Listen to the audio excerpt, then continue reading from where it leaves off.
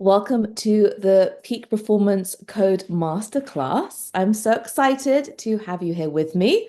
One of you just said this is a really cool picture. If you look in the crowd nearest to us, I'm the one in the pink rucksack. You can just see a bright pink blob. So this was a ski trip in Svalbard that I did with a ski festival, and this was like the turning point of my life. In a way, it was of my life. And the reason why I am here today giving you this masterclass is because the extraordinary power of our brain, which the Peak Performance Code is all about. That is the number one thing I want you to take away from this masterclass is just how powerful your brain and the mind-body connection is. So if it wasn't for this connection and for the power of the brain, as I said, I wouldn't be here standing or sitting in front of you today. And that sounds like quite an extreme statement, but a decade ago, I was actually bedridden with severe chronic fatigue syndrome or ME. And that's when you are tired all of the time for no apparent reason. And the doctors don't have a set way for recovery. They actually don't know how to help you recover. So I was just struggling just to live daily life.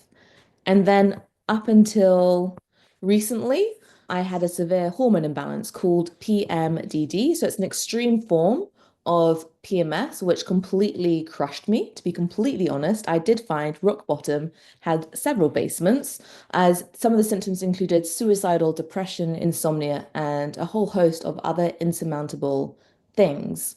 And it was the power of our brain, or of my brain and your brain, and this mind-body connection that helped me achieve the seemingly impossible, which was to recover from these conditions twice. Again, I shouldn't have been able to go from being bedridden to living my dreams, which was going to and hiking up to Everest Base Camp or competing in Ironman challenges, moving and skiing in Norway, which is my absolute love. And this is my husky Wolfie, and we go out together all the time.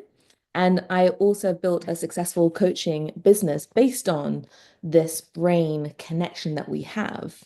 So, if there is one thing I really want you to take away, is that it's extraordinary the power of your brain. And I now sound like a record on repeat, as I've said this many times already in the first few minutes, but I just want to hone it in that what we're told our mind and our brain is capable of is so limited compared to what it's actually can help us to achieve. And that's why I really believe with the right mindset and the right strategies, you can unlock your highest potential and achieve the impossible. I've done it multiple times and in quite big ways as well, and so have my clients. So this is the one thing I would love you to start really thinking about is what is my mind and brain capable of. And if I really harness them in the right way, I'm going to teach you some strategies today and teach you how your brain works. What can I achieve? And it's really looking at what have I been told that maybe I can't achieve or that I'm stuck with that actually isn't necessarily true. So today I'm going to teach you my 7-step code for peak performance. I am super excited about this. I've been thinking about peak performance and the framework around that from my experience, which is quite unusual compared to many other mindset coaches out there. And so I am just super psyched to go through these 7 steps with you. But first, I want us to turn off all distractions. So close down, I'm terrible for this. I always have a million tabs on my computer. We want to shut them down or just minimize them. Put anything that pings on silent. If you have a notebook, great.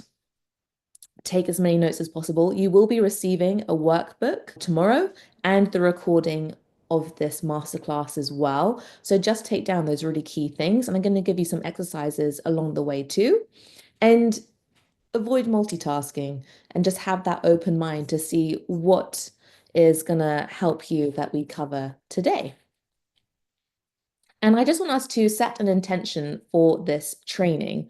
What would you love to learn, achieve, or take away from today? And that intention doesn't have to be super specific. It could just be, I want to explore the brain. But it's great to just think about what do I want to take away? And it guides our brain to get the most out of our training. So I'm just going to give you 10, 15 seconds to think about your intention.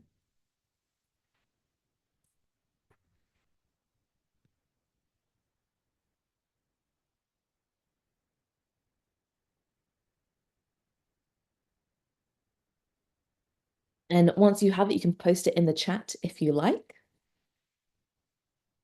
but not to worry if it is not for you. So, what is exactly peak performance? We often think of it as a destination, but it is much more a way of living. Listen and learn. Love that intention. Thank you for sharing.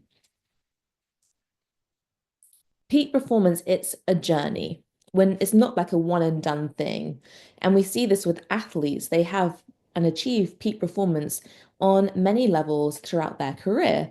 And it works just the same for us as well. When we are wanting to achieve peak performance, it means that we need to become self-aware, intentional, and purposeful with how we think, feel, act, behave, and respond. And we're always striving to show up as our best self. We're always striving to step into our peak performance. And this doesn't necessarily mean always working harder, hustling more, pushing harder, working as much as we can. Peak performance can be a lot more subtle than that. It can be about actually stepping back, resting, recharging. It can be about breaking old, unhelpful patterns and responses, giving us space and time to work on ourselves.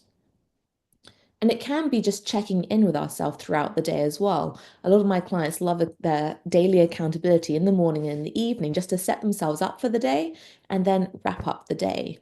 So it's not necessarily one thing that we're aiming for, or when we get there, we're like, oh, I did peak performance, or that was the destination, or that was me achieving the goal. If we turn up or we wake up one day and we feel maybe we're operating at 60% of our capacity, but then we give everything we can, and so we show up at 60%, that still means that we were a high performer that day. We were just at 60% capacity. So peak performance, I hope what I'm trying to get across if it doesn't mean that we're going at 110 miles an hour all the time. There is more nuance to that, and it's working out what is peak performance for me, because we all have different narrative around peak performance, and it's working out what narrative do I want to create that's going to serve me and help me to live my best life and achieve my goals. Before we move on, does anyone have any questions about peak performance? You can just type them in the chat as we go, and I will answer them as well as we go along. At the end, there will be time to ask questions and more of a chat format. Here are the 7 steps to peak performance. The first one is holding a clear vision.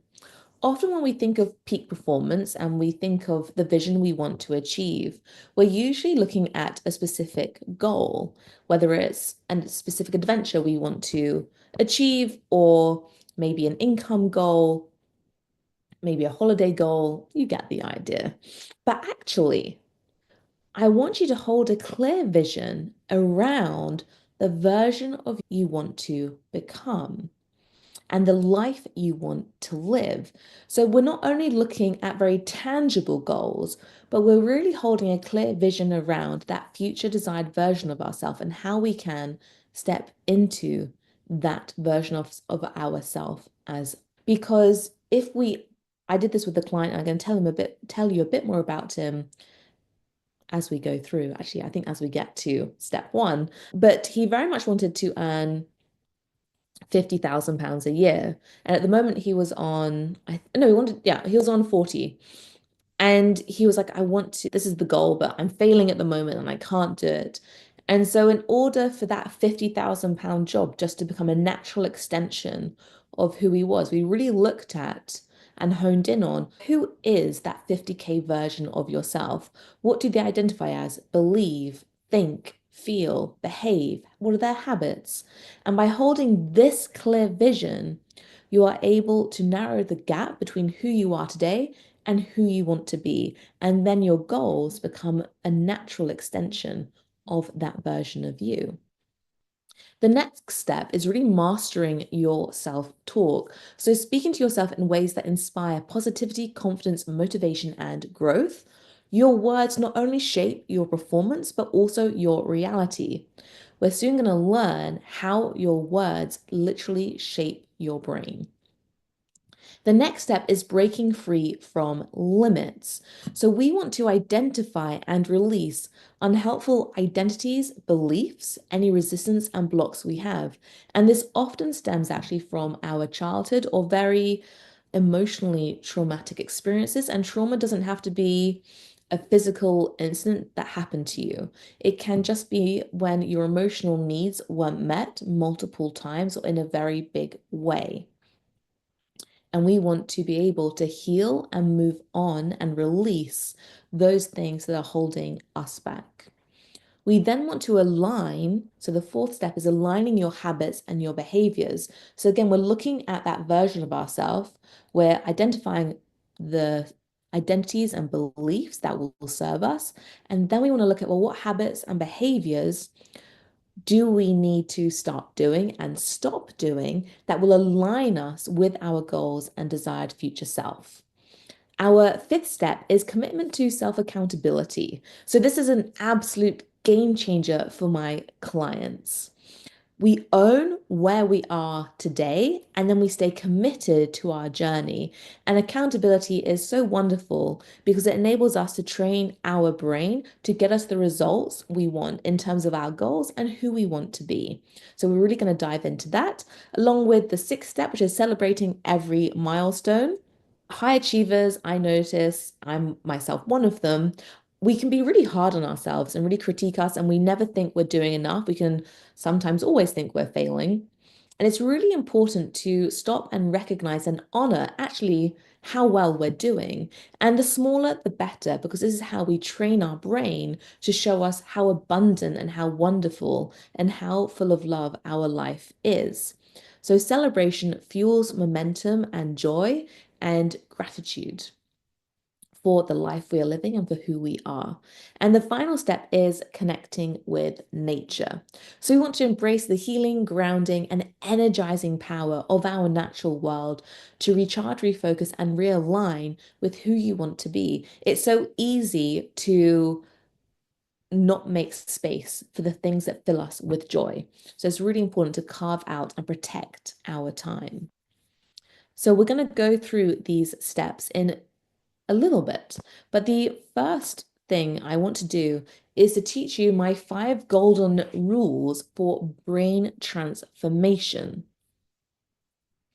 Now, unlike many mindset coaches, I'm not going to give you half truths or vague promises. I'm going to share with you what I see is left out 9 times out of 10, or just misunderstood, or maybe not really explained properly. I want to leave you after this masterclass with a complete picture to create real lasting change. So that is my aim with my 5 golden rules. If you have any questions along the way, please post them in the chat. So, rule number 1 is neuroplasticity. This is the most important rule, and it is our brain's ability to change, grow, and develop as a result of how you use it. And this process happens at any age. You can think of your brain a bit like sheep in a field. Super random analogy, but let's dive in. So we have this flock of sheep in a field, and every day they walk down the same path to get to their field, which is full of grass. And they follow the same path every single day and they get the same result. They end up in this grassy field. And the grass is fine. It's okay. It's not super tasty, but it doesn't taste unpleasant. It's not super energizing, but it gives them enough of what they need. And because they've been going down this path day in, day out for months on end, you can really see the path is very well trodden, it's been worn away, and it's just a dirt path now. But one day, their chief sheep, the head of the flock, he looks around and he goes, I wonder if there is a better option. And suddenly he sees a different field full of luscious, nutritious green grass. And so he strives forward straight away, carving out a new pathway. And he brings his flock to this new field, which they are ecstatic about. The grass is super tasty, super energizing, and they're literally in sheep paradise. Now, over time, they follow this new pathway to get this amazing result, this result that they love. And now, this path, once they've traveled it for weeks and months, becomes that dirt path. It's really easy to follow. Because they've not been following that old path to that old result, nature takes over, and it's now really hard to follow that path. And this is how your brain works. The more you use a neural pathway, the better, faster, and stronger it becomes at its job. So it becomes very easy for us to think and feel in certain ways. But the great thing is, once we understand how to activate and strengthen a different neural pathway, we can then make that one great at its job. And the more we use it, the better, faster, and stronger it gets at its job. So now it is easier for us to think and feel in this new way. It becomes a normal way for us to be. Now, because we're not using that old neuro pathway, it becomes weaker and harder to activate. And this is why I've been able to fully recover from things like severe chronic fatigue syndrome, because I've been able to rewire my brain away from activating and doing chronic fatigue and towards doing calm energy. I've not done chronic fatigue in, I think, 10 years now. It has just not been a part of my life. And this is because of neuroplasticity. Another way to think of your brain is like a muscle. The more you exercise one muscle, the stronger it gets. So if I went to the gym and I only exercised my right arm, it's going to become super buff, super strong. And if I don't exercise my left arm, I might get some very strange looks at the gym, but it will be like a noodle arm. It'll be really thin and weak. But if one day I decide I'm going to even things out, now I will only exercise my left arm and I won't exercise my right arm. My left arm is now going to get stronger and it's going to become really good at opening jars. My right arm, on the other hand, will get weaker and weaker because I'm not exercising it. And this again is how the brain works. The more you use a certain neural pathway, the better it is at its job. The less you use one, the worse it is at its job. That's a terrible English statement, but it's just not very good at its job because it's weak and not well traveled. So I hope this is really starting to sink in about how your brain works. And you can start to use and activate different neural pathways with the strategies I teach you today. And it is much simpler than you think. So, rule number two, this is where it starts to get interesting. Your brain cannot tell the difference between what is real and what is imaginary. Now, I want to give you a sense of how crazy this is. In 1982, a study found those who visualized successful basketball shots only significantly improved their shooting accuracy. Even though they didn't touch a basketball, their shooting accuracy still increased. In 2004, a study found that those who visualized squeezing a hand grip. So they were strengthening the hand grip just by visualizing what that felt like, demonstrated a significant increase in grip strength. Again, they didn't touch a hand grip exercise, strength exercising thing. It's like you push it together, squeeze it together with your hands. They didn't touch it, but their hand strength still increased just by visualizing. In 2013, a study found that athletes who used visualization increased their motor cortex activity. So this means that athletes were able to activate the part of their brain that is very similar to if they were to actually do the physical training. And in 2016, a study actually reviewed 40 other studies and again found those who visualized always performed better. This is because your brain can't tell the difference between what's real and what's imaginary. So when you're visualizing and you do it in an effective way, you are effectively creating a memory. And again, this is how I was able to recover from chronic fatigue and how I've helped individuals achieve peak performance is through visualization, because when we visualize and we include all of our senses, the brain takes this to be a thing that's actually happened. And that's why athletes will visualize a race. Michael Phelps he was really into this. And he would sit in the water and visualize his swimming race, but in incredible detail, like HD Technicolor, as if he was actually swimming it. So he's using present tense. He's noticing the smell of chlorine. He's noticing the feel of the water on his skin. And he's noticing how his muscles are feeling as he is doing that action. So he's really involving all of his senses. This is also why doctors will use a double blind test when testing drugs because of the placebo effect.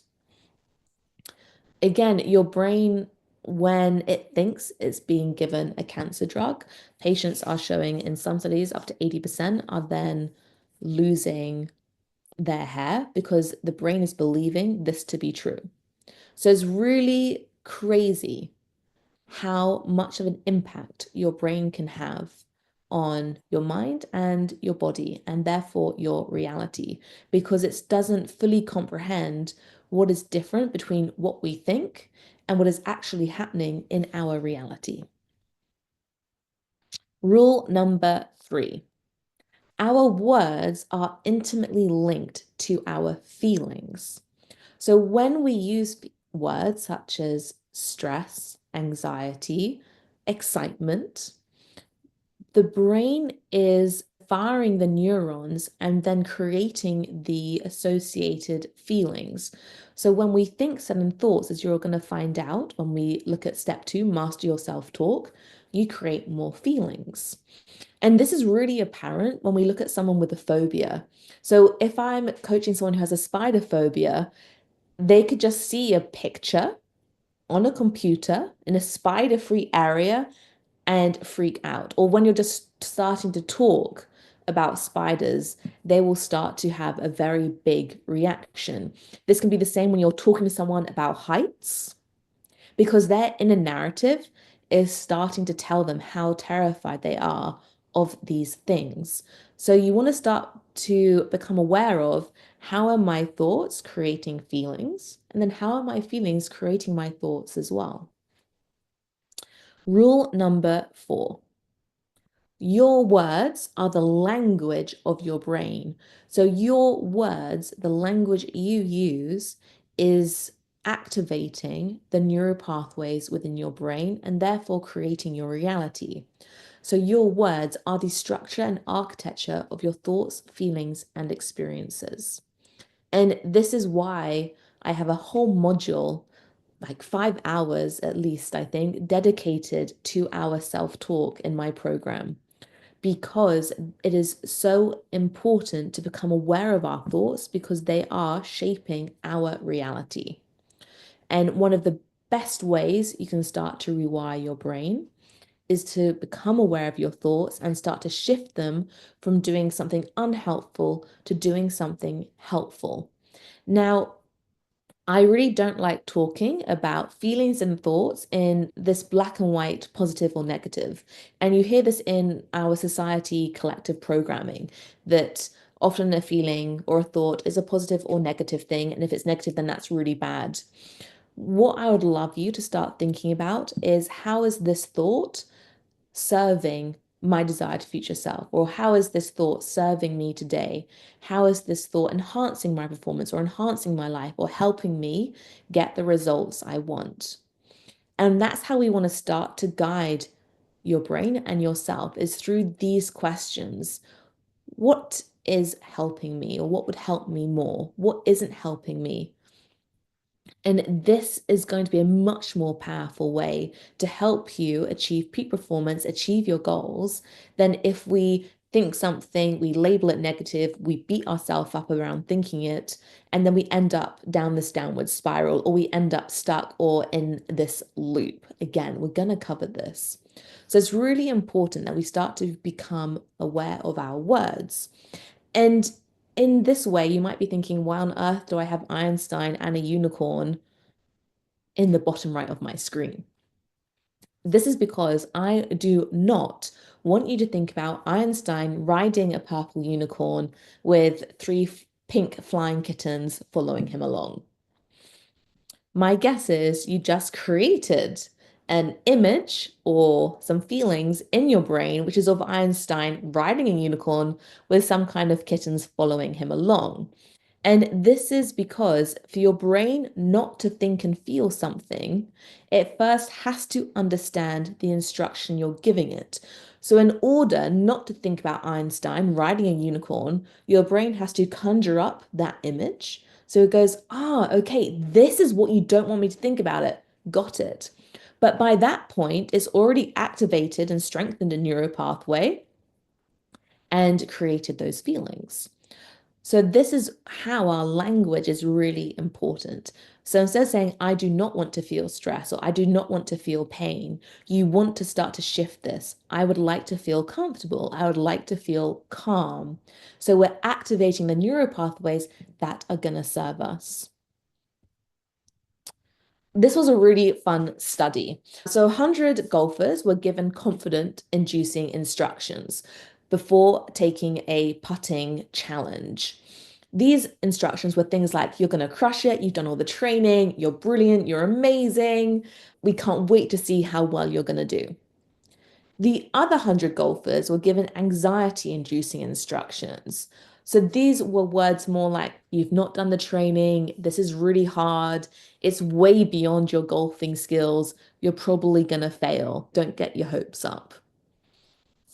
Now, what do you think happened? Like, how much of an impact do you think just reading a paragraph of confidence or anxiety-inducing instructions can have on an individual's performance? You're probably already thinking quite significant since I'm bringing this up. But they were actually 10 to 15 centimeters closer to the hole, and they had an 8% increase in holes putted. And you may be thinking 8% isn't much, but this was just from reading a few sentences before doing this challenge. So think about what would happen and what would transform if you were to speak to yourself for days on end or for hours on end in life and performance enhancing ways. What would then happen to your performance? They also had, which was really interesting, increase in flow state. So what they also found was the athlete didn't have to think about what they were about to do. The movement just became more natural to them. They had increased attention, focus, and they had a significant reduction in stress. So if you have something coming up that you are doing stress around, just by reading a few sentences and that's going to tell you how calm and brilliant you are, that can really shift things for you. So this is how powerful your language can be. Rule number 5. It's more of a question. How quick can we therefore create positive change? If our brain is plastic, it's changing, growing, developing as a result of how we use it, We can use our words to impact our physical body in a quick amount of time, if you think about those golf athletes. And your brain can't tell the difference between what is real and what is imaginary. So if we harness these powers of the brain or these superpowers, we can actually suddenly create change very quickly.